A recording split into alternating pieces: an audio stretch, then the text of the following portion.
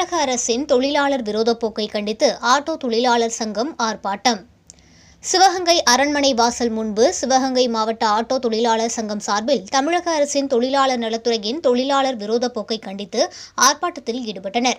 Auto தொழிலாளர் வாழ்வை நாசமாக்கும் bike டாக்ஸியை தடை செய்ய வேண்டும், தொழிலாளர் நல வாரியம் மூலம் ஆட்டோ செயலை துவக்க வேண்டும், பதிவு செய்த ஆட்டோ தொழிலாளர்களுக்கு பொங்கல் போனஸ் 5000 ரூபாய் வழங்குவதோடு 6000 ரூபாய் ஓய்வூதியம் வழங்க வேண்டும், இயற்கை மரணத்திற்கு 2 லட்சம் ரூபாயும், விபத்து மரணத்திற்கு 5 லட்சம் ரூபாயும் நிவாரணம் வழங்க வேண்டும் உள்ளிட்ட பல்வேறு கோரிக்கைகளை நிறைவேற்ற வலியுறுத்தி 50க்கும் மேற்பட்டோர் ஆர்ப்பாட்டத்தில் ஈடுபட்டனர்.